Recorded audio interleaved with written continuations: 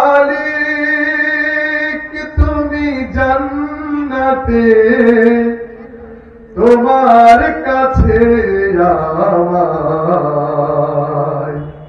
একটি ঘর বানিয়ে দিও,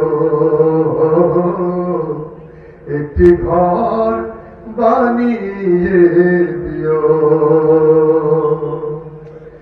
সে বিভীষিকাময় মহাদিনে তোমার প্রতিবেশী করে নিও। মালিক তুমি জান্নাতে তোমার কাছে আমায় একটি ঘর বানিয়ে দিও, একটি ঘর বানিয়ে দিও। যেদিন কেহ আসবে না কারো কোনো কাজে, যেদিন পাপী পাপের বোঝায় মরবে না যে, পুল সিরাত পার হতে গিয়ে পিছলে যাবে কত পথিক। আবার কেহ পুণ্য নিয়ে পার হয়ে যাবে ঠিক ঠিক। সে মহাদিনে মহাক্ষণে, সে মহাদিনে মহাক্ষণে পার করে তুমি দিও। মালিক তুমি জান্নাতে তোমার কাছে আমায় একটি ঘর বানিয়ে দিও, একটি ঘর বানিয়ে দিও। এই দোয়া সবার জন্য কিনা? সুতরাং বিবি আসিয়া কখনো ফেরাউনের কাছে পরাজিত হন নাই ইমানের ক্ষেত্রে, ঠিক কিনা? আজকে আমাদেরকে ঐক্যবদ্ধ থাকতে হবে, ঠিক কিনা বন্ধুরা? তুমি দিও হাউজে কাউসারের পাশে স্থান, দিও তুমি শীতল আরশের নিচে সম্মান। প্রিয় রাসূলের প্রিয় উম্মত উত্তরে যাবে মহাবিচার, পরম আনন্দে জান্নাতে সাজাবে নব সংসার। সে মহা আনন্দে জান্নাতে, সে মহা আনন্দে জান্নাতে নবীর পাশে জায়গা দিও। মালিক তুমি জান্নাতে তোমার কাছে আমায় একটি ঘর বানিয়ে দিও,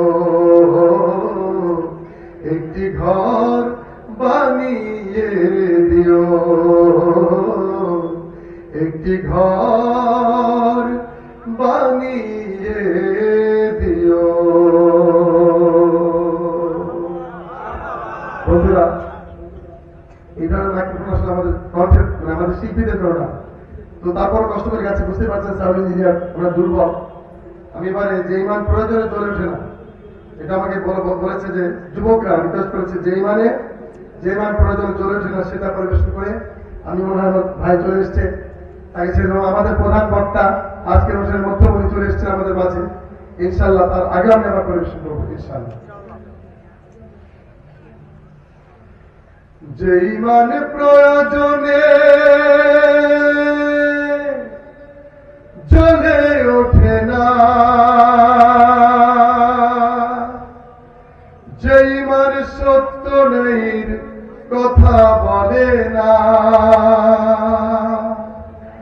যে ইমান প্রয়োজনে জ্বলে ওঠে না, যে ইমান সত্যের কথা বলে না, যে ইমান অন্তরে নাই, যে ইমান অন্তরে নাই, মুখে ফোটায় কথার কলি, কিভাবে তারে বলো ইমান বলি,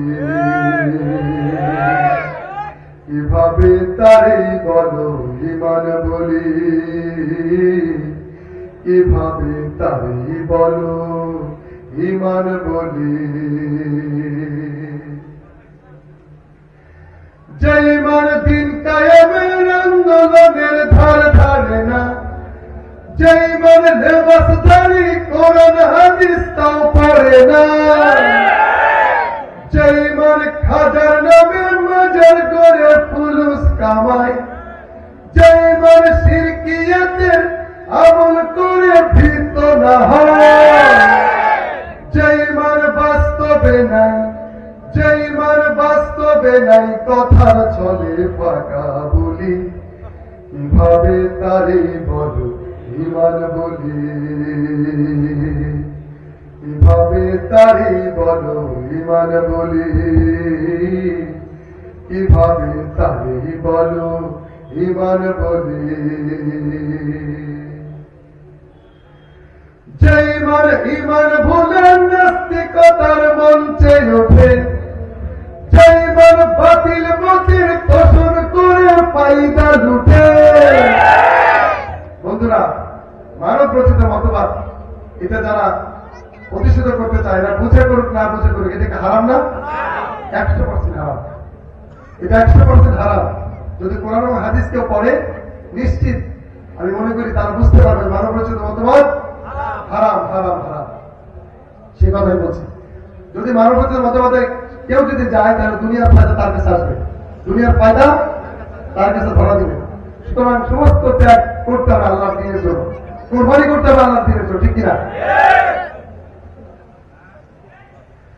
যে ইমান ইমান ভুলে নাস্তিকতার মঞ্চে ওঠে, যে ইমান বাতিল মতের তোষণ করে ফায়দা লুটে, যে ইমান মসজিদের ওই খায়দার আনন্দ করে, যে ইমান দেখে না যে ফিলিস্তিনে ভাইরা মরে, যে ইমান ময়দানে নয়, যে ইমান ময়দানে নয়, মঞ্চে ফোটায় কথার কলি, কিভাবে তারে বলো ইমান বলি, কিভাবে তারে বলো ইমান বলি,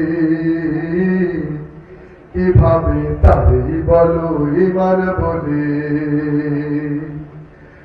যে ইমান প্রয়োজনে জ্বলে ওঠে না, যে ইমান সত্য ন্যায়ের কথা বলে না, যে ইমান প্রয়োজনে জ্বলে ওঠে না, যে ইমান সত্য ন্যায়ের কথা বলে না, যে ইমান অন্তরে নাই, যে ইমান অন্তরে নাই, মুখে ফোটায় কথার কলি, কিভাবে তারে বলো ইমান বলি, কিভাবে তারে বলো ইমান বলি, কিভাবে তারে বলো ইমান বলি। আসসালামু আলাইকুম ওয়া রাহমাতুল্লাহি ওয়া বারাকাতুহু।